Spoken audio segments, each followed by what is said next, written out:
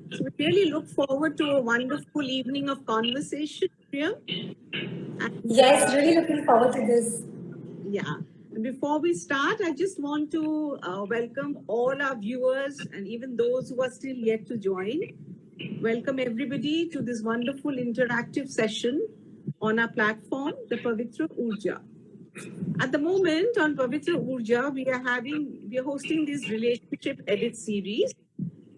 Now, what do we do on these series? Here we go live. We go live in conversation with individuals who are making a conscious effort to bring a difference to society and to the world in general. Through the entrepreneurship, through the philanthropy, they give a lot of work, employment, bring in a lot of exchange. So we try to bring them to focus and to let others know that this is a wonderful work that they are doing. Before we begin with Priyam, viewers, there's a message for you. In case any of you have a story which you would like to share of success, of philanthropy, of entrepreneurship, please leave your name and number in the comment box and we will definitely get in touch with you. So that is for the Pavitra Urja. In the meantime, any questions for Priyam, you can leave in the message box or the comment box. And before the evening ends, we are sure Priyam is going to answer most of them. Right, Priyam? Yes, Hello, absolutely. Okay. So our guest today evening is Priyam Budhia. He is an international award winner. She empowers rural women and children via her sustainability initiatives. The President Business Development Pattern Group and head of new initiatives at Caring Minds and Cafe Can I Fly, run by special needs individuals. I can go on and on about her accolades, but you will get to know her in person once we start it. That's just a brief of what unfolds over the evening. Priya, would you like to say a word or two to the viewers before we start? Yeah, sure. So, thanks, Indira Dee, for having me here today. I'm really looking forward to sharing my entrepreneurial and my entrepreneurial journey with all the social impact ventures that I do jointly with my mom, and also my 2 cents with my water conservation projects at the Pattern Group. So, really looking forward to the evening. And if you have any questions, please leave them in the chat box, and I'll be happy to take most of them. I think we have time for that. That's wonderful. That's wonderful. So let's begin first, Priyam. There is one question which is about you, which is always intrigued me. And that is that your higher education and initial professional experience were all in the UK, right? If I'm right on that? Yeah, that's correct.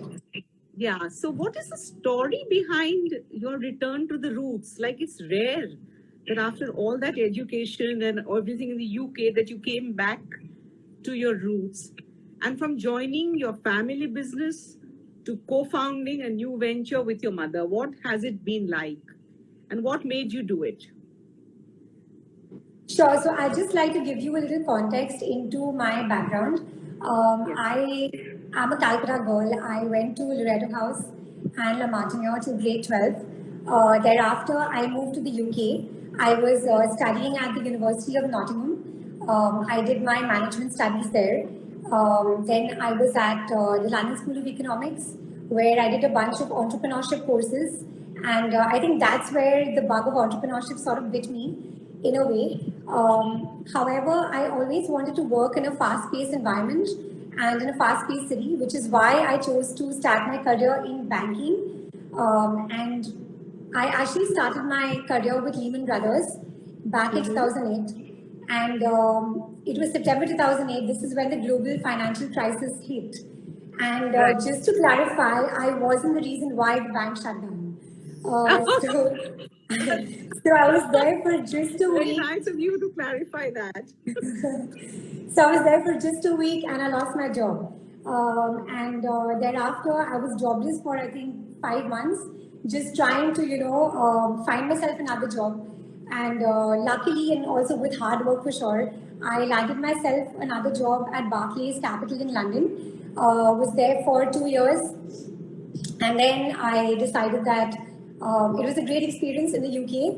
and a great experience working at both of these companies. But banking wasn't me really. I was somebody who was more creative, more entrepreneurial, and I felt that opportunity really lay in the East.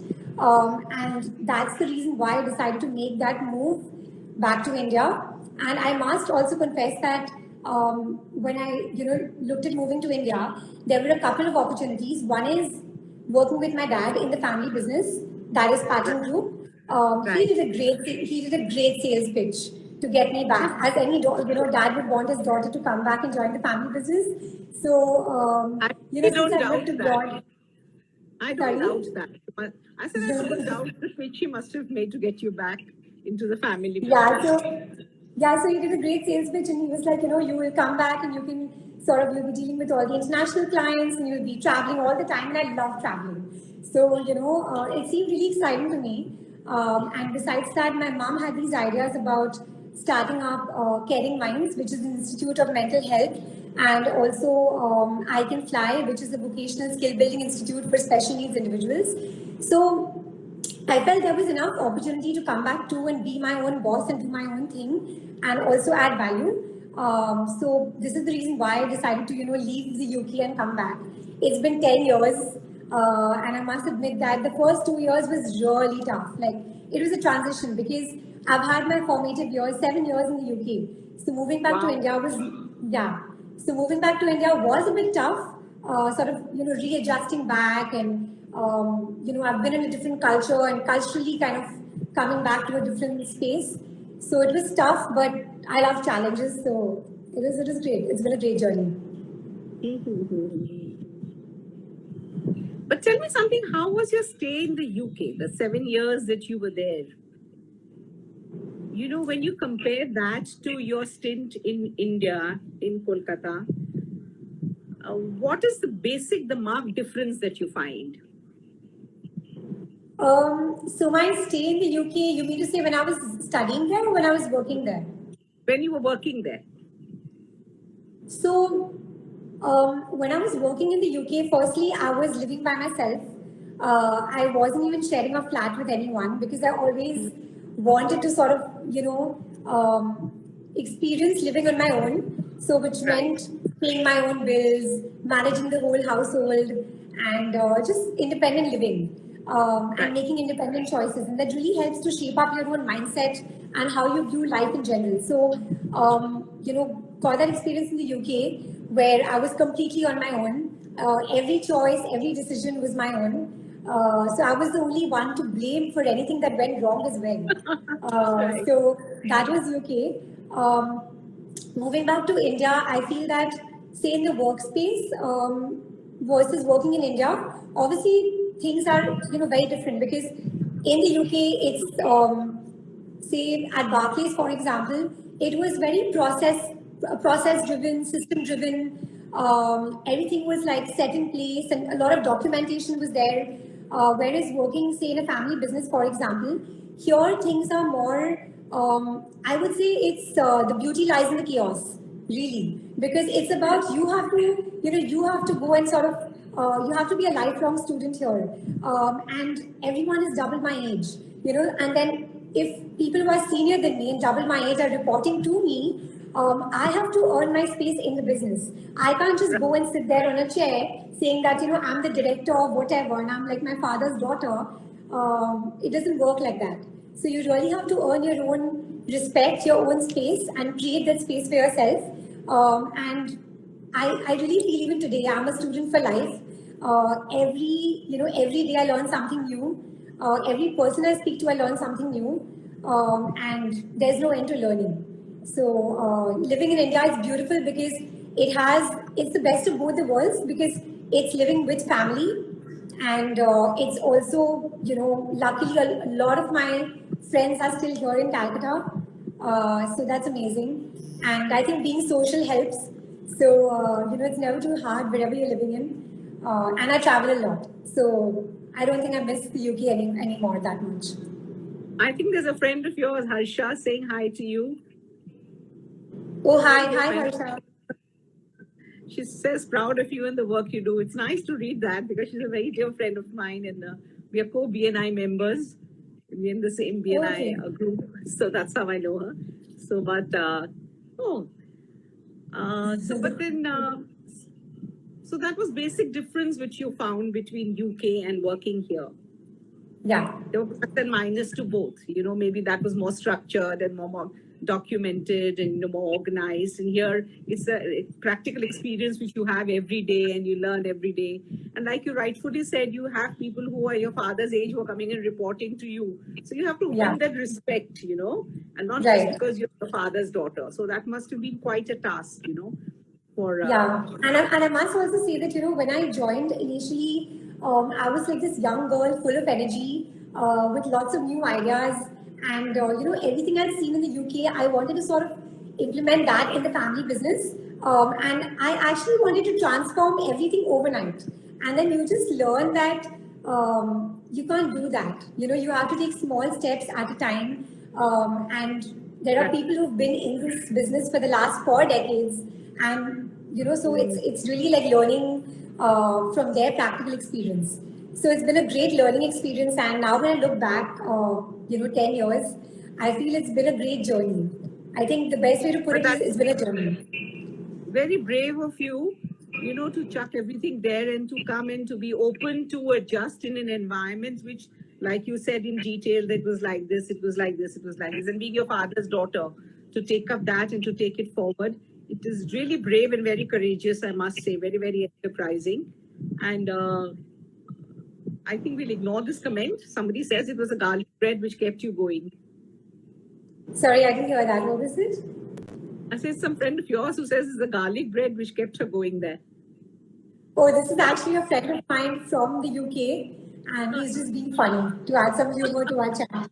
That's good. That's wonderful. Hi, Ravi. Yeah. Okay, now we come to the second section. This is what see, battling adversity, in life, and unexpected changes are a part and parcel of building resilience and strength of character. I'm sure you'll agree with me in this, that, it's a part and parcel. You cannot help it, and that's how you grow. Can you share an example of how you turned a setback into a comeback or an opportunity? Most people buckle down after a setback, but how did you make a setback turn around and become a big opportunity for you, and how did you come back? Because I'm sure that's going to be very motivational for a lot of our viewers. Yeah, I think two examples spring to mind here. So the first one is actually right after I lost my job with Lehman Brothers in 2008. It was, I was a young girl who had just graduated from college. I had gone back home for the summer, and I was super excited to, move to London and start my first ever job ever in life. I bought new clothes, and I, got a new place for myself, and I was really excited. It was the first job ever. And then I walk into this workplace, and literally in like a week's time, it's not there. Like I lose my job. So I think that's what really shook me up.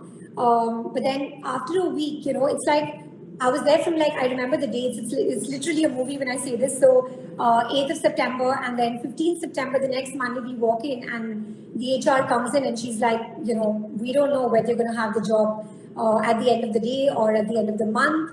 We don't know what to tell you, but at the moment it looks like you can go back home and maybe look for other jobs. So it's not like they told you that you don't have a job. They've told you, you're just hanging in the middle. So it took me just that one day, when I went back to kind of absorb this shock and sort of, it was literally a plethora of emotions that I went through that day. Yeah, but it just took me literally that one day to 1 or 2 days, I think, to zap out of it and tell myself that either I can be sad, depressed, crying, and keep thinking about, oh my God, I've lost my job. This was my first ever job. Now what will I do? Either I could do that, or I could zap out of this bottomless pit of emotions, negative emotions, and sort of, get on the move. Because it's not me. There are so many other people at Lehman Brothers who've also lost their job. And it's a competitive world out there. It's a global financial crisis. So I had to sort of get out of that mindset and start applying for other jobs. And I was very clear on one thing that I am definitely not moving back to India already because I wanted to prove to myself that I could get myself back in the, sort of job, Right. Yeah. even though it was a very tough time. So it took me 5 months of literally like I must have gone for some 200 or more interviews and assessment centers and case studies and all of that. And literally, after reaching the final rounds of some of the topmost investment banks and management consultancies, getting rejected left, right, center, because it was really competitive. So it was a great learning process. And even now, when I look back, I'm very happy it happened to me because it really made me very strong. And I also got to know sort of, who's there to support me in terms of my friends. There were only few who stuck by me and who actually understood what I really wanted, what my goals were. One of my friends is actually here on the chat. He's joined in, and I hope he's hearing this. So I just feel that, besides family, there were a couple of friends who really, really supported me. So it was a really tough time for me. And after the 5 months, it's a movie again. It's a Bollywood movie. Literally, when I was ready to pack my bags and go back. Sorry, I wasn't ready. When my mom sort of put her foot down and she said that you're being really, really silly now. It's been 5 months. What are you doing? Like, get on with your life. Come back to India. Join the family business. That's when it was my last interview with Barclays Capital. And this was the only interview I had gone in unprepared because I was like, we'll see, whatever happens. I'm prepared Right. enough. I can't do more. This is it. I go and give my best shot. It was literally, I was going to fly out the next day. And that evening, my mom was on the call and she's like, I hope you're ready to fly back tomorrow. And I was just like, yeah, probably. On the same call, I get a call wait from Barclays Capital, and they're like, "We're happy to inform you that you've landed the job." So Wow. it was literally a moment of like, I had goosebumps, and yeah. So and then the rest is history. But that is how synchronicities work in life, isn't it? I mean, because you had Yeah, given your best shot for 5 months, and then yeah, finally you surrendered, ki I might as well. That is when, you were found deserving and universe gives it to you. And, you yeah. got your job. So it's really wonderful. Imagine if you'd come back to India and then 2 days later, if you had received, it would have been so awful. If you had received the Yeah, and acceptance letter 2 days later, absolutely. you would have. So And just also I'm somebody who doesn't like to live life with regrets. So I always want to do those things which I won't regret later in life. So which is why I went till the last mile so that I was sure that I'd really given it my 200% and do whatever it took to get myself back a job. But the So I five think this is months what, that you stayed, sorry, I interrupted. The 5 months that you stayed there by yourself, struggling, looking for a job, applying, going for interviews, getting rejected. And I'm sure there must have been calls from home that come back. What is there to worry? Family business is there. You can always come back. It happens in our families. Um, how did you keep yourself afloat? Was it just that you had to prove to yourself? Or how did you keep yourself going those 5 months? Because it must have been very um, difficult. I think I was almost, if I may say, I think I was almost consumed, maybe obsessed, maybe possessed. That for the goal that lie ahead of me, and I there was this determination and grit that just came about, and there was no way I was ever going to give up. Of course, it was really tough because there were calls from family, of course. My mom, for sure, my dad as well. I think more than my dad, it was my mom. You know how Indian moms are. So she was like, come back to your comfort zone, come back to India, and you already have a family business that you can join, and you can add value to it. But there was just something within me that would not give in. And Wonderful. I just got that energy from within. So I just, it was definitely tough. I wouldn't say it wasn't tough, it was tough, but I think it was just keeping my goal ahead of me in mind and having that positive thinking mindset that I have to land a job. However Great. tough the situation Great. is, I have to. That's it. So, But like I've known your mom for years now. I feel a lot of your positivity comes from her also because she's also a fighter. She she also is. doesn't give up very. She is a real fighter.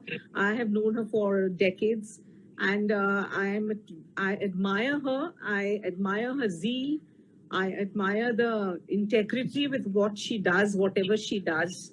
And she's so forthcoming, so positive. She comes like a whiff of fresh air, and she goes. So I'm sure you have an element of your mom in you also, which kept you going. I don't know your dad so well, so I'm not commenting, but I'm sure he adds to it. But it's still amazing for a girl all by herself to struggle for 5 months when she knew she had everything in a platter back home. You could have come back any day. So it's wonderful. Priyam, there is a Ram Kumar Sugandha who's written something very beautiful for you. Priyam brings in a lot of positive and happy energy in the workspace. She makes me feel that I am in the wrong side of 50. Now, who is this person? That's really sweet of you, Sugandha ma'am. Thank you for that. So Sugandha ma'am is very dear to both my mom and I. She is the principal of Icon Fly. Oh, wonderful, wonderful. That's really wonderful. And it's so wonderful to be acknowledged like this. And Lavi says the girl has gone an amazing journey from a crazy girl to a hop around London to be a business leader. She is true inspiration. I couldn't agree less with him or more with him because that's exactly what you have been. Motivation for so many. That's why I really wanted you on my podium after your mom. I said, no, I need to speak to you and to understand that how did you cope, after the way you had gone and stayed and you came back and adjusted in an environment? Because normally I've seen that, children who've gone abroad and studied, and after they've come back, they find it very difficult to get back into the family setup because the thought process is different, a different life, so unless they're verticals that this is what you look after, this is what I look after, normally there are a lot of tiffs which happen, and it's difficult, but it's wonderful to see what you have done. And, I congratulate you on that. And I'm sure you'll go far, far, far with all your ventures and initiatives that you take, And the best decision you took of coming back when you did come back, because we also need you here, na? India also needs young entrepreneurs like you. Now, Priyam, tell me something. You play multiple roles across multiple initiatives, both as an entrepreneur, as an intrapreneur. So tell us a little about your professional life. First, would you like to distinguish between who is an entrepreneur and who is an intrapreneur for the viewers? Yeah, sure. Sure. So, an entrepreneur is someone who starts something completely from scratch. When, say, a startup or a new venture which doesn't exist at all. Whereas an entrepreneur is someone who starts something new in an existing setup. So, for example, I would call myself an entrepreneur when I work with my mom on the social impact ventures we do, which is Caring Minds or the cafe. Whereas in Pattern, which is a 4-decade-old family business, it's a legacy business. So I play the role of an intrapreneur because it's not a startup by itself. I'm either adding new verticals to the business, I'm adding new products, I'm diversifying the business. So that is an intrapreneur within an existing setup. So that's the key difference. Just to sort of answer your question, at Pattern, when I came back, the first role I took up was actually first question I asked my dad was that. So again, to give you a background about what Pattern is all about, we are into manufacturing of plastics and steel. When I say plastics, I don't mean the big bad single-use plastic. I mean the plastic water storage tanks, PVC pipes, dustbins, crates, etc. And this is for the domestic market. Whereas steel, we manufacture steel fittings, which are exported to US, Canada, Mexico, etc. So when I came back, the first thing I asked my dad was, why do we export just to US and Canada and Mexico? What about the rest of the world?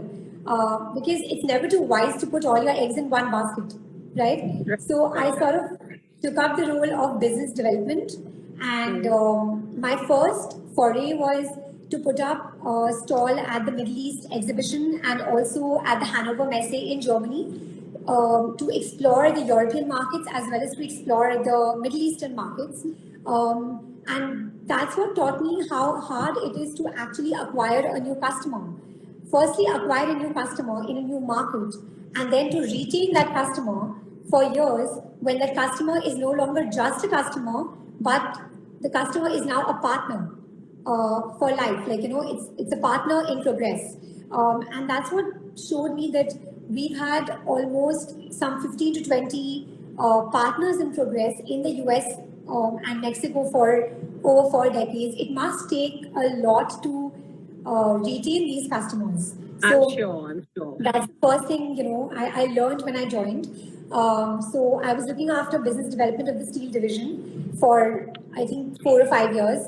Managed to get some new clients, new customers in the Middle East, in Saudi, and also in Germany. And we're still in talks with some others in France and UK. Anything to get me to travel to the UK more often. So that's I can me cheating a understand. little bit. So that's that. Whereas in the last 4 years, I am heading the plastics vertical in the company. Here, what I'm trying to do is grow our product basket. When I joined, we were just into plastic water storage tanks and PVC pipes. In the last 2 years, we've expanded out into waste management solutions, material handling solutions as well. And we're also looking at how to grow the sales network, the dealer distribution network, establish more depots across the country, make the whole sort of company more, as I said, more process driven, more system driven, bring about a digital transformation in the company, all the new recruitment that happens, automation. So this is what I basically do in the family business. Whereas when I work with my mom, I head new initiatives at Caring Minds. My mom is a psychotherapist and counselor. My background is management studies. I have no background in psychology at all. And again, I get asked this question a lot, which is why I'm just clarifying again. So I look after all the non-clinical side of things, which means I head new initiatives. I look at strategy, business development, marketing, collaborations, partnerships, marketing. Like, that's basically my training and development workshops. So that's what I do at Caring Minds. Whereas I also co-founded the cafe with my mom. And here again, I enjoy more people-facing roles rather than the more back office ones. So say my mom is amazing at the kitchen, the cafe kitchen and all of that, and I'm not great there. So I'm better at things like organizing how to keep our happy place, which is the cafe, happier, and we organize a lot of events in the cafe. So there's live music, there's comedy, there are board gaming meetups, everything that I enjoy. And the cafe also looks honestly a little bit like London if you've not been to the cafe yet. No, I need to visit. I promised your mom, so I'm going to visit it coming week. Okay, we're going to hold you accountable for that. So make sure you visit very Yes, of course. So yeah, at the cafe again, like coming out with, I look after the whole social media marketing for all the companies actually, for AdLive Gym, for the cafe, Caring Minds, and Pattern. When I joined Pattern, actually, we had no digital presence at all because it's a traditional business, it's doing well. There was a website, of course, but it didn't really have a social media presence. And I think one can't ignore social media anymore. You need to be out there, be it on Facebook or LinkedIn or Instagram or Twitter. So Absolutely. I think that's me adding my 2 cents. Tell me something, both your aspects of profession at Pattern and at Caring Minds and I Can Fly Cafe, they're absolutely different. The environment is absolutely different. The subjects you deal with are totally different. Maybe from the management point of view, what you're doing is similar, the initiatives you're taking, the decisions, the digitalizations, the modernization of it, all that structuring, maybe all that is your forte and you are doing it in both the places. But they're completely different environments. One is plastic and steel, and the other one is human lives, human, it's a human resource you're working with, So, how do you balance between the two?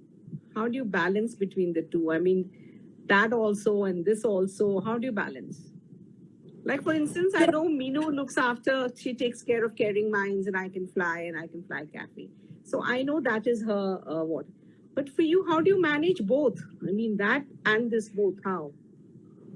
So I've always been somebody who I get bored very easily. I'm not somebody who can just do one thing at one time. I'm a multitasker. I completely like having 15 tabs open in my head at one point of time. And same on my laptop screen. If it's 15 in the head, it's like 20 on the laptop screen. And I love like sort of dabbling between all of that. But one can also, one may argue that you may lose focus if you're trying to do so many things at one point of time. And how to sort of manage time there. So I'd say that currently I physically sit out of the pattern office most of the time because also, people there are double my age and they sort of, like things being done more like physically rather than digitally all the time. So meetings are more productive if you're actually physically there. And it's just, whether it's going to the factory or going to office, you need to physically be there. So I spend sort of 80% of my time or 75% of my time with pattern work, and the remaining 25% now, earlier when the cafe started or when Caring Minds, my mom started Caring Minds and I joined her.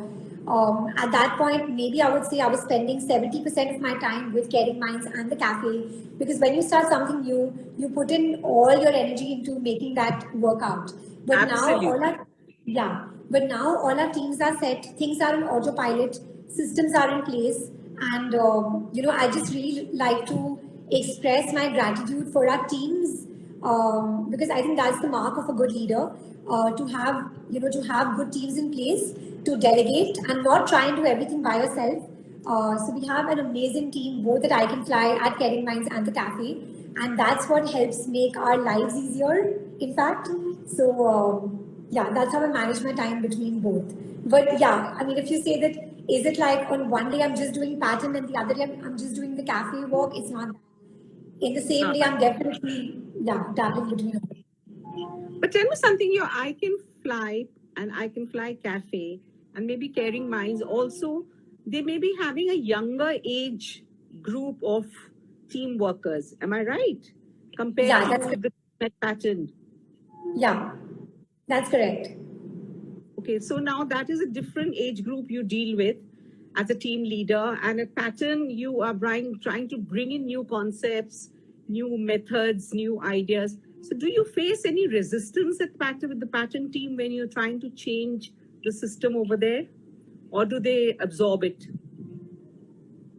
I actually really like your question because, as I said, when I joined the business, I wanted to change everything. I wanted to change everything overnight and very fast. Change in the sense that, I mean, the business was doing really well in terms of performance and all that, but just to make it more, updated in terms of technology, processes, systems, make it more process driven than people driven and emotion driven, as is the case in India a lot of the times. So I feel that currently, say at pattern, when I try to introduce a new concept or a new way of doing things, of course, the culture is, it's harder to change the minds of people who are double your age.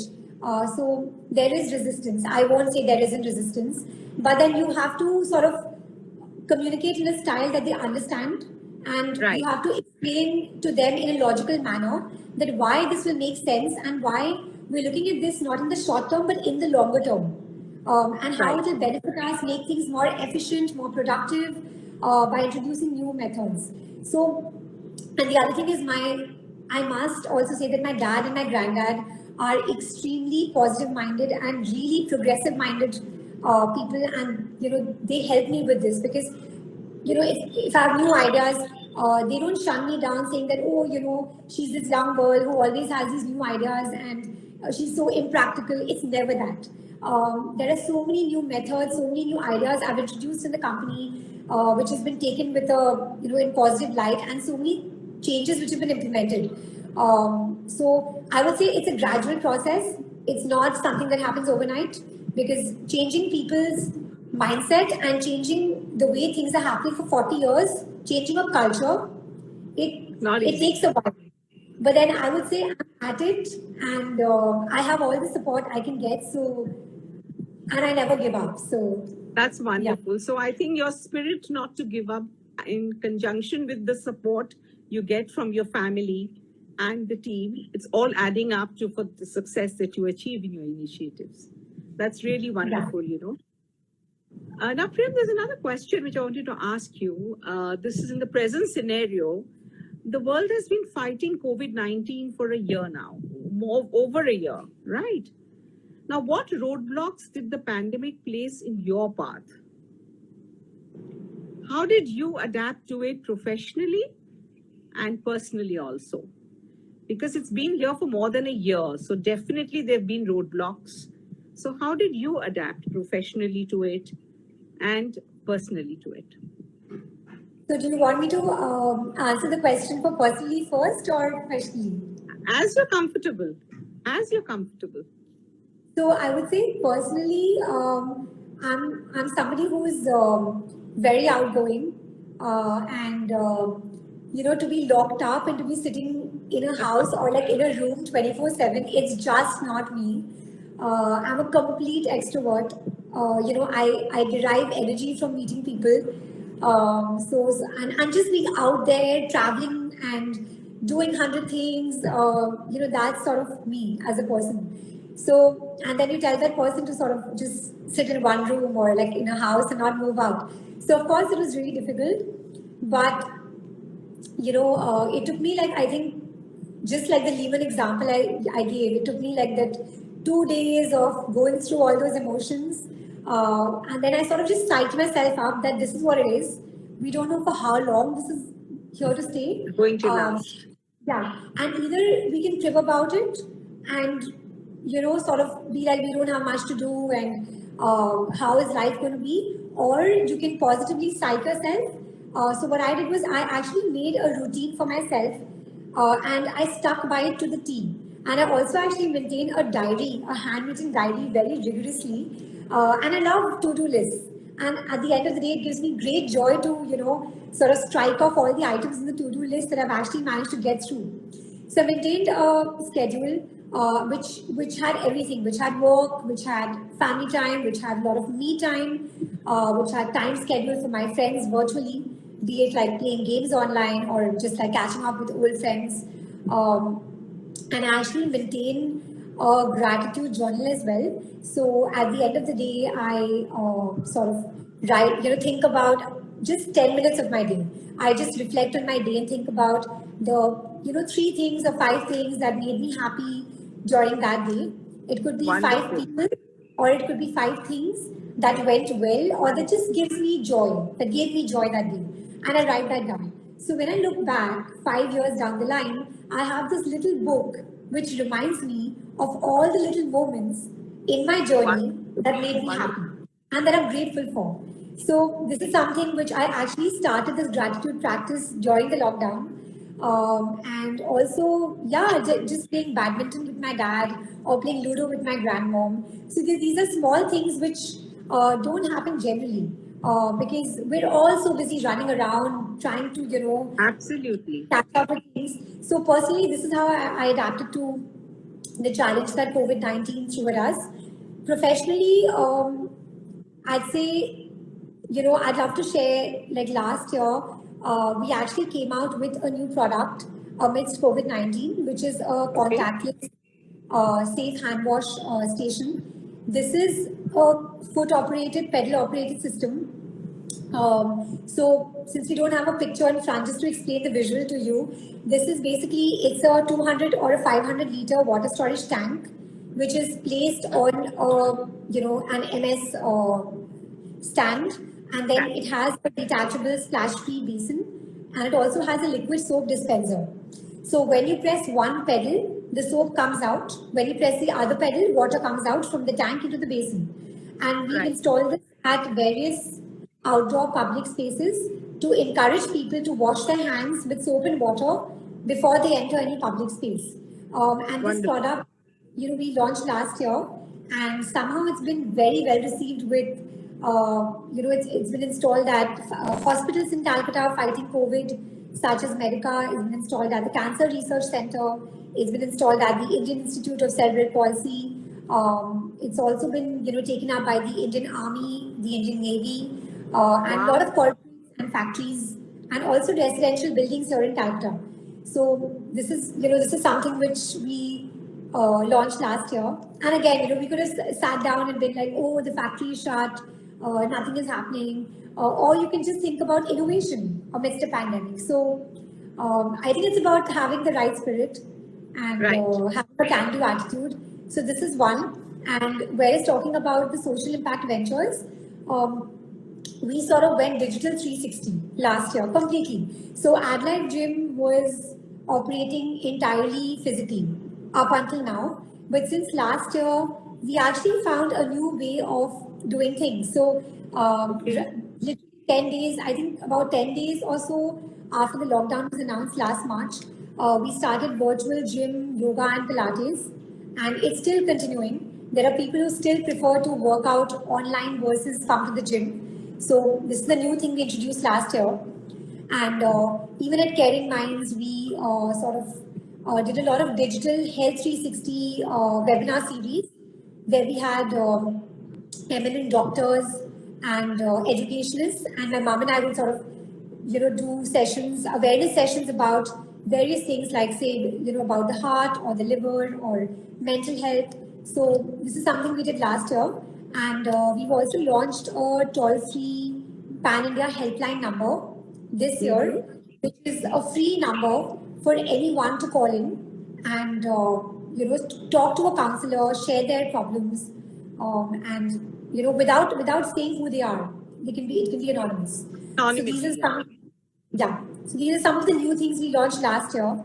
So completely going digital 360. Oh, this is simply fantastic. So what I gather from whatever you all did in the pandemic happened because I like what you said, that you took 2 days, 3 days to process what has actually happened. Instead of letting it linger on, you processed it, the whole process, so that, okay, fine, COVID has happened. This can be done, this cannot be done. And you were done with it. Rather than letting it bother you all the time and taking up a lot of mental space and you're, crashing you. So you processed out the whole situation mentally, figured it out, and then just moved forward without thinking. If I'm right in what I'm saying, that is what you had done in the UK also when your first job you lost. You processed that, yes, I want to stay on, so I'm going to give it my 100%, and you gave it your shot. And it worked. Right? Wonderful, wonderful. And to hear of these products which we all came out with in the COVID times, like we were not aware, the sanitizer basin, the one you were talking about, and then this helpline which you spoke about, So it's really wonderful. So COVID really kept you busy. It's not that it was idle time for you. COVID also kept you really busy. I think honestly we became busier because we had to find a new way of doing things. And like sort of developing processes.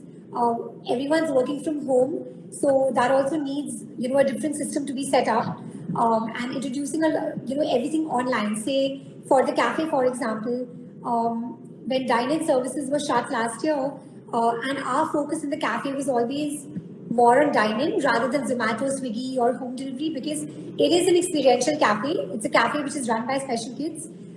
So our focus is more been on dine-in. But last year we had no option, so we had to sort of push out the cafe more as sort of focus our services more on the home delivery model and more on Zomato, Swiggy, and things like that. Even I Can Fly the Institute, it's been running online since last year. So the kids do their classes online for the last 1 year. So developing all these processes, it actually honestly made us busier. So Yes, all I can thanks to yeah. Wonderful. It's really wonderful. This just goes to show that you can either sit and cry or you can get up and move ahead. It's Yeah. just the choice is yours. Yes, pretty much. Absolutely. Okay, now to come to my point number 5. You've won a number of accolades and awards for all your initiatives. A lot of initiatives you've taken, and for a lot of them, you've got awards. You've even won an international award for your sustainability ventures. Just tell us a little about this experience. Yeah, sure. I actually forgot to mention that earlier when I was explaining my roles at Pattern. At Pattern, 4 years ago in 2016, I launched a new vertical in the company besides the plastics and the steel vertical that exists already. I launched a vertical called the Sustainability and the Innovation vertical. And herein we started to do a lot of projects around water conservation. So we did a bunch of rainwater harvesting projects at the Bonnie Camp in the Sundarbans, then at areas which have water paucity, such as Bardhaman, Purulia, Bakura, areas like the Gorkha Hill Council in Kurseong and Darjeeling. So we've done a lot of groundwater recharging as well as rainwater harvesting projects there, which forms part of the sustainability vertical. And the other thing that me and my team came out with is a roller tank, and this essentially is a 90-liter water storage tank, which is 5 times the size of a regular 18-liter bucket. So just to explain to the viewers who are listening in, women and children in rural India have to walk long distances to fetch water on a daily basis. Right. On a daily basis, 365 days a year. Because in rural India, they don't have piped water access the way we do in urban cities. So, that time which they spend fetching water can be used to do so many other things, which is why we launched a roller tank, and due to that, now women and children in rural India actually walk only 72 days a year to fetch water. So that much more time is freed up for them to pursue educational and economic opportunities. And this is how we empower rural women and children. We find there is better attendance of the girl child at schools. There are women in rural India who are now doing things like handicrafts, weaving textiles, making achars, and they're earning their own money. So this is how we empower rural women and children. And something very interesting that I'd like to point out is that fetching water was always viewed as something that only women would do, because traditionally in India, yeah, it's like women are the ones who do the household work, so they would go and fetch water. Whereas since we launched the roller tank, we see that men are also partaking in this responsibility. Wow. Because pulling a roller tank or pushing a roller tank is like the way you push a wheelbarrow, right? So we see that this is also bringing about gender equality in rural India. So these are some of the projects that I've done.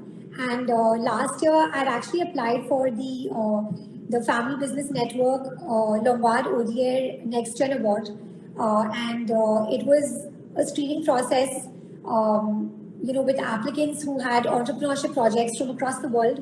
And it was entirely online. And I'm very happy to share that I won the People's Choice Award for my water conservation work. And thank you. And because this is an international accolade, it's very close to my heart.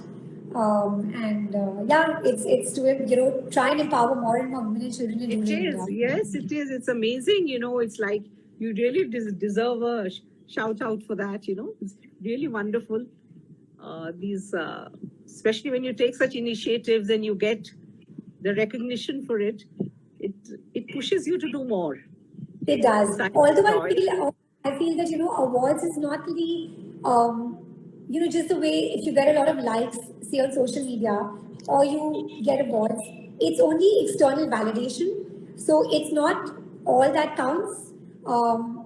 It's really But like it matters. how you feel within. But I feel an award always encourages you, Yes, and of yeah, it course. always encourages you and sort of tells you that you are doing good work and keep at it.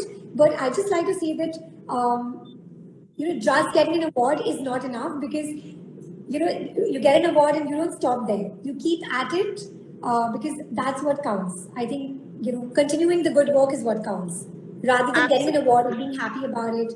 The journey doesn't end there. But there is a point here, Priyam, where I would like to tell you, when you see someone getting an award or repeatedly being awarded for good work, it motivates others also. Of Awards course, motivate yeah, it motivates others, because it works in the other psyche that I wish I could also achieve that. So it is not right. just a physical award. If you see it as a philanthropy, then the philanthropy and award does that, it motivates a lot of other people to also try and be achievers in life. So it's really, I feel awards are very important. They're really very important, because consciously it might not matter so much, but in the subconscious it really works, because it's like an achievement that, yeah, I did it, and I can do No, no, more. absolutely. So, awards are definitely important. And so, what I mean to say is, one should not let the award get to their head. Right. You should Your still ego should continue to, not come in. yeah, you should still continue being humble and doing your work and continue with the Absolutely. journey of good work. So, Absolutely, I agree with you that an award is an award for humility and not right, for an overridden ego, because if that happens, then it's your end. But if you correct. accept it with humility, then it really drives you forward. Because I see my sister, like she gets Vajanti, she's got so many awards, but I see her moving further and further and further and further. Sometimes I ask her, when did you do that? What have you got that award for? When did you do that? So simultaneous projects which she's doing. So these awards are, motivating her to do more and more and more. So, like you truly said that although it may not matter in the physical, I differ with you. I think they matter in the physical also, not only for you, but even for the others who are watching you receive the award, because it motivates them to also struggle and to strive for it. So That's awards are actually very true for the cafe as well, because what you said, because we've actually won a bunch of awards for the cafe, the T2 Food Guide Award, the award from IIHM for Cafe with a Cause, and each time we go up on stage to collect that award with our special needs kids who work at the cafe. You just have to see their faces. It just lights up, and they're so excited because they are the ones who work at the cafe, and they are the absolutely. driving inspiration behind what we do. So it definitely motivates them to continue doing the great work they're doing. Absolutely. It makes it's a simple thing, Priyam. Today in the Yeah. house, if there's a dinner and you've just cooked up one sabzi, okay, just a simple. And if you're having dinner, and even if one member on the table says, "Oh, this is nice, who made it?" That it gives you a high. It makes you feel so good because you've been Right. recognized, your work has been appreciated. So we humans at the end of it. And you work hard, which is on one side, but on the other side, there is a child in you which also likes to be patted and said, "Wow, well, good work done." So awards are very important.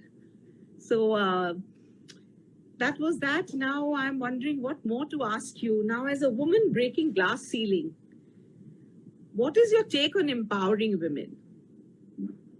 And have you taken any measures or worked on any projects that actively focus on empowering women? Because it is so important, really, really so important to empower the women in our country. Right. So I think I've answered that in the previous question. The roller time projects that we are currently doing, we have collaborated with various state governments, starting from West Bengal, Bihar, Orissa, Jharkhand, Rajasthan as well, and we have distributed these roller tanks. And we're trying to collaborate with more and more state governments, or if any company wishes to take this up as their CSR project, and they would like to adopt a village to empower the rural women and children by distributing these roller tanks. We're more than happy to collaborate with any companies who may be interested. So this is something that we've done, and it's And as I said, I won an award for the same. So I'm very sure that it's been good work in that field. The other thing is, to empower. I think empowered women empower women. It's as simple as that.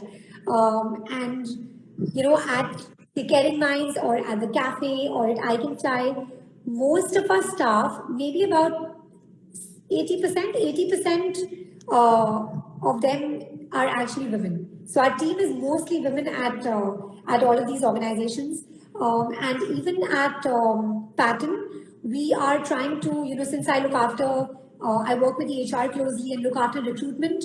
We're trying to hire more and more women, not just in senior positions in the company, but also right down to the shop floor in the factory, where they do things like packaging and assembly and things like that. So we're trying to employ more and more women, introduce more women-friendly policies, and things like that. So this is at Pattern, and whereas at the cafe, be it the special crew, be it the regular staff, or be it our psychologists at Caring Minds, most of them are women.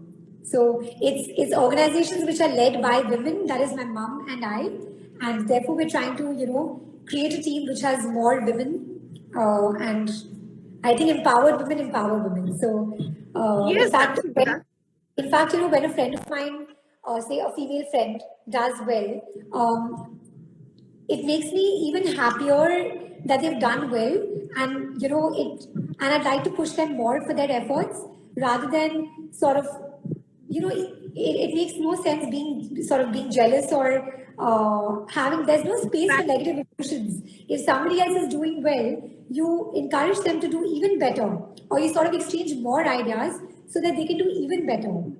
And I think it's about encouraging everyone in their journey. Yeah, like Vajanti has just written over here, a viewer, hand holding each other's hand to success. Kudos to Priyam's work. So it's like when you're working together, and there are enough opportunities for everybody if you want to do something. There is no dearth of opportunities. And truly, like you said, Priyam, I would like to share one aspect of my life. My textile unit, I used to employ 90% women and young girls. Now, these young girls were from the Bastis, and they were always up to mischief, or they were victims of sex trafficking, or because they didn't have any work. But what I figured, they were so skilled that when they would come to my unit, and supposing we were making things out of rags, or we were making tassels, or we were doing finishings on garments, I just had to show them once that this is how you do it. And it would be done. They would be, even if they're making $100 at the end of the day, they would be so happy, So if someday I would declare that tomorrow is off, we are not working tomorrow, why didi kal kyun band hai? So they're eager to work. It's not that they're not eager to work. It's because when they don't have work that they're up to mischief. But and they're very dedicated, they're very skilled, they can be very disciplined also. Of course, you have odd ones who steal and do a lot of mischief, who distract others. But on the whole, I would say that to get work from these women is very easy. I agree. Really very easy. I completely agree. We've seen the same at all our organizations here as well. Be it the staff who works in the kitchen for the cafe, or be it the ones who work at at the cafe itself, the front-facing staff. And also, I'd like to add that I've seen in any meetings I'm a part of, be it at Pattern or any of the other social impact ventures at Caring Minds or the cafe, when it's a diverse team. When I say diverse, I mean to say people from different backgrounds and a gender diverse meeting where it's like men and women who are part of that meeting. The brainstorming is just so much better because women obviously have so much to bring to the table. They have a different perspective about things, and I think the one thing that we women do, just by virtue of the way we are made and the way we are wired, maybe, is that we do. I'm not saying men don't have empathy. I'm just saying that women tend to have more empathy and compassion in general, and also in many ways, sometimes I see that women can be more, emotionally intelligent as well, and have a more humane approach towards things. Right. And the solutions that come out when it's like men and women discussing, trying to solve a problem, is just more productive and constructive than just men sitting around a table trying to, solve a problem. I've always Absolutely, I and this no, applies I for in my UK days or in India. When it's like mixed bag, it's always, more fruitful. I agree with you totally because women have a different perspective totally of the same situation, and men have a different. I'm not talking about a right or wrong, but the perspectives from where they're coming are absolutely different. So you always have two point of views for the same thing, two aspects of the same thing from which one can choose. I'm not saying one is higher than the other or one is inferior, but definitely they have a much more wider perspective in a lot of things, and they tend to observe a lot. They observe a lot which goes unnoticed otherwise. And it's like one knows that they can jack up for anything. In any situation they can stand up, whether it's emotional, whether it's physical, whether it's a practical, whether they always find some solution. They'll make things work somehow. So I agree with you totally. So that is why empowering them becomes much more important because they already have it in them. It's just about showing them the right path and the guidance and opportunities. And Yeah. the word is the go. Okay, now what is your favorite quote? I was really waiting for this one. Which is your favorite quote or motto and why? And it doesn't stop there. And how do you incorporate it into your daily life? I think my favorite quote for a while now has been Carpe Omnia. So Carpe Omnia essentially, so earlier I used to like the quote Carpe Diem, which means seize the day. Carpe Omnia essentially means seize the moment, seize every opportunity that comes your way. And that, throughout the talk, I've explained to you in examples how I'm somebody who likes to grab every opportunity that comes my way, be it personally or be it professionally. And I really like to live in the here and the now. So I'm just grabbing every opportunity because you never know that great opportunity may not come back again. Exactly. So that's my And favorite you know quote. something I actually actually not. have, sorry, Yeah, and I you never actually know have something Carpe Omnia. look. Hmm? I have Carpe Omnia written on my wallpaper as well in one of my work chambers. Oh, wow, wonderful. That's really nice. This is what happens when you're absolutely focused, and you know what your intention is, what your intent is, what your purpose is, what your goal is, and what your mindset is, and how you want your mindset to be all the time. Then there's no confusion in the mind. The mind knows that I have to keep going no matter what. No, there is no doodling. There's absolutely bang on. I have to move forward. Yeah. That's really wonderful, and I'm sure it's very motivating for all our viewers also. Um, Beyond office and beyond work, what drives you? What do you do to balance work and play and to stay happy? I think I really care about fitness a lot. So Okay. it could be a game of badminton every day, or it could be a swim, or it could be just working out. But definitely, I need my dose of fitness every day. So that's Hmm. one. The second thing is, as I mentioned, my gratitude journal. And something which I start my day with every day is positive visualizations. So these are small things which don't take much time, but it really adds to the day.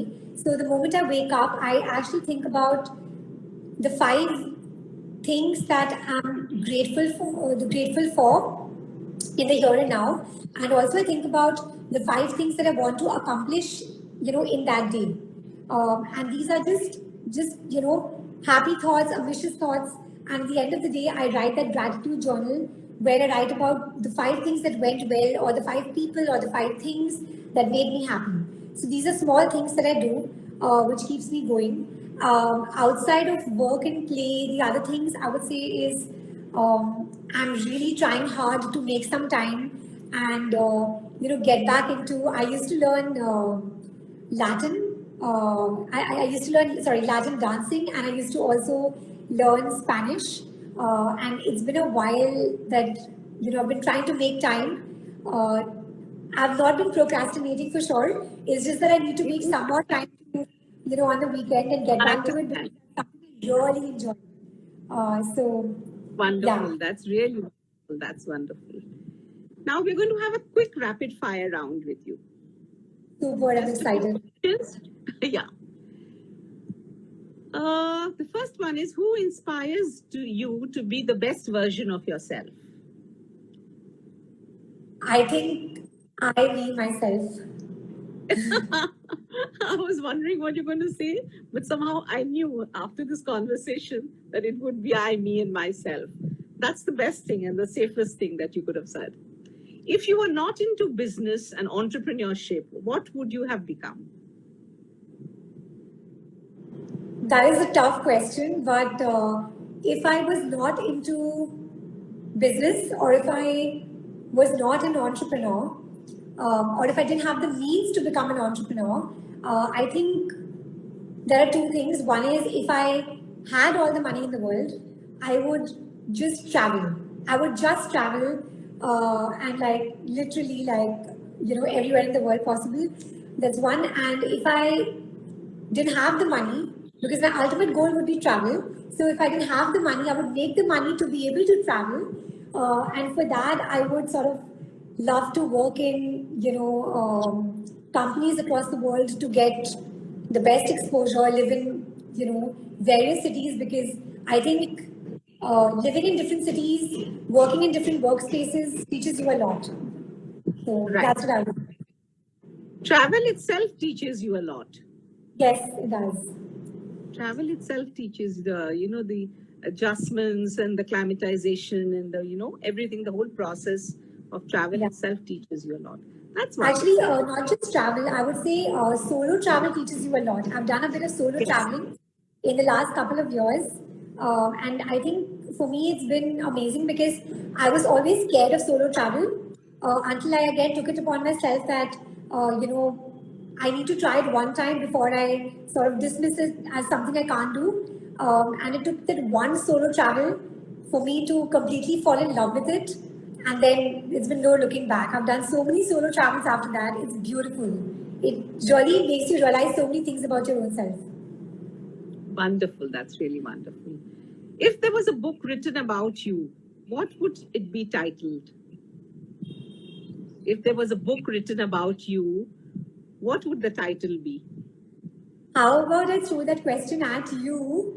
What would you say after having heard me for 1 hour?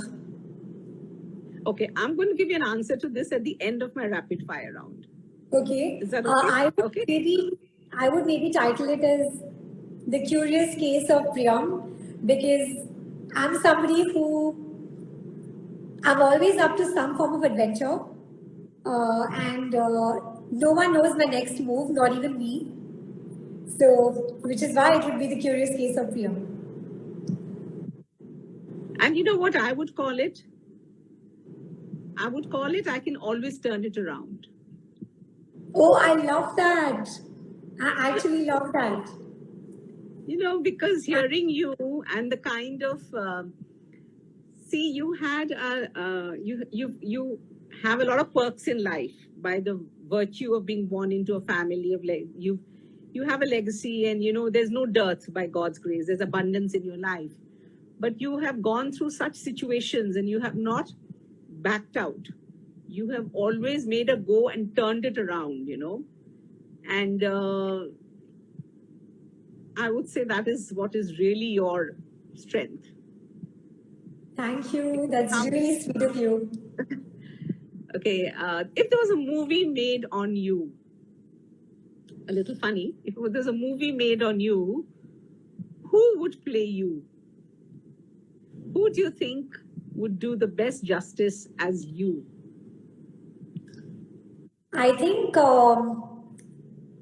either Shobita from Made in Heaven, the girl who's the protagonist in the soap Made in Heaven. I think she would do a great job.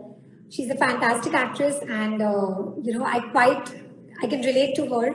And the other person who's a seasoned actress and one of my favorites who could do justice to actually getting into my character, understanding it all, and like delivering amazing performance is Nandita Das.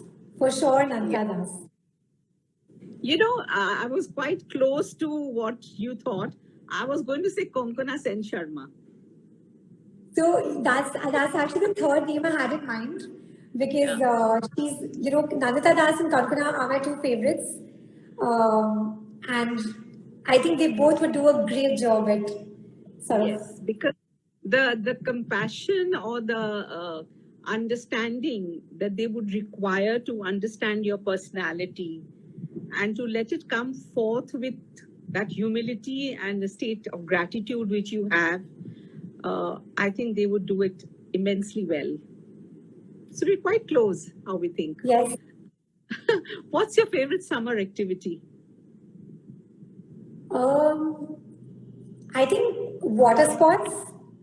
I really love trying a lot of new water sports and swimming. I mean, something that I can do in the city, swimming. And if I'm traveling, then water sports. And just recently, I tried skiing and at Chamonix, and I loved it. And I was just thinking, why have I not done this before? So I'd love to go and learn skiing properly. Wonderful, wonderful. Which is your favorite vacation spot? I don't think I can put my finger on one. There are way, way too many. But some of the fascinating places I've traveled to would definitely be one would be Israel. It's just another world out there. It's amazing. Okay. Now the last question of the day. If you were a superhero, what would your powers be? If you were a superhero, what would your powers be? I think either to be invisible or to fly. Either of those.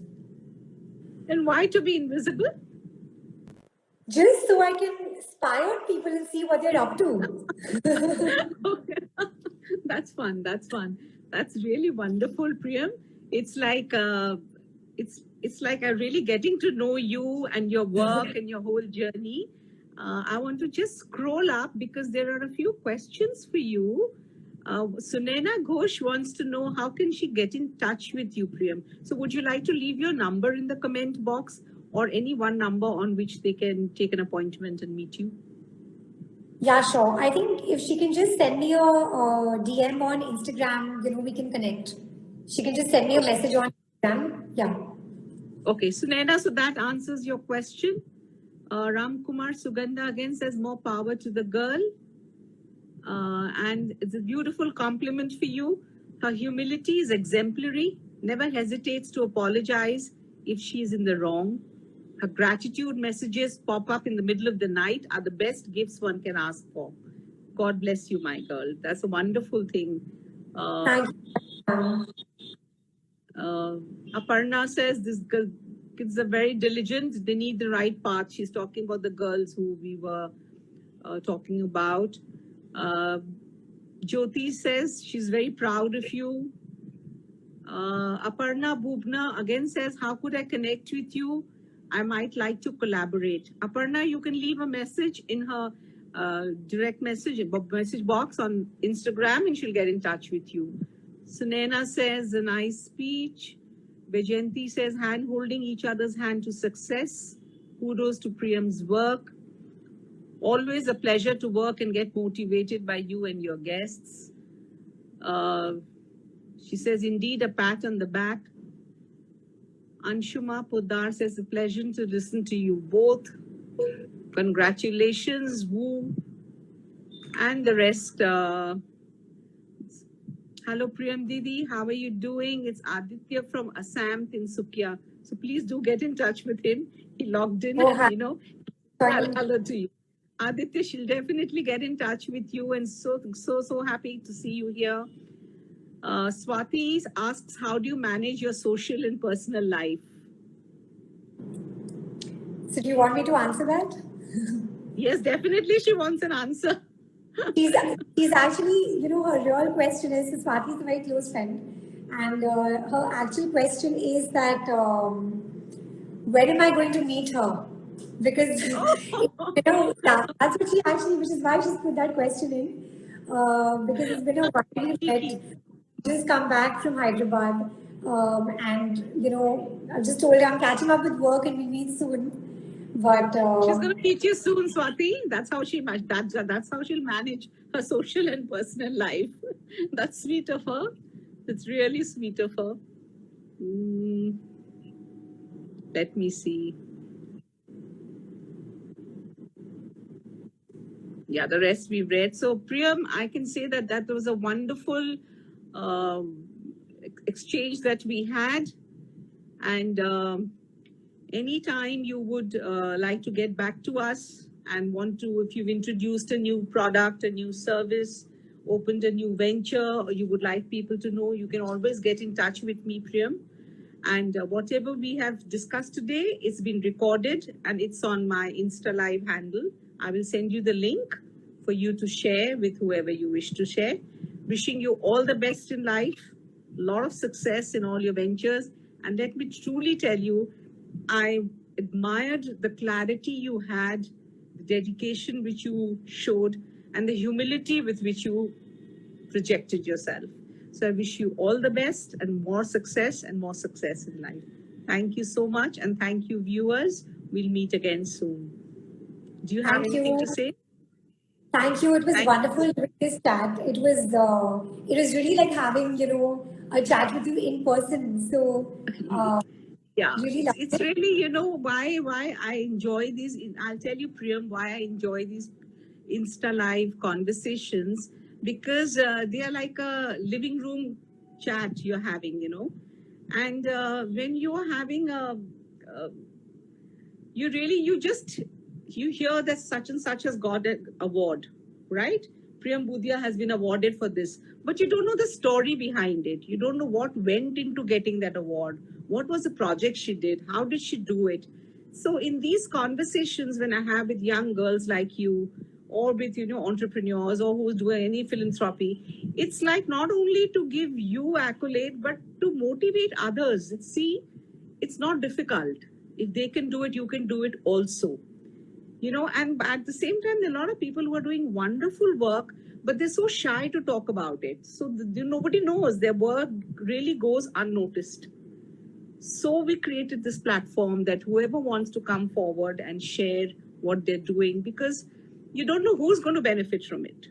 Definitely somebody will, but you don't know who's going to benefit from it. So let's hope we keep doing this work. We keep taking it forward. In the meantime, all the best to you. Thank you. Have a great evening. Thank you so much. Thank you so much. And we'll meet again soon. Bye-bye. Thank you. Bye. Bye.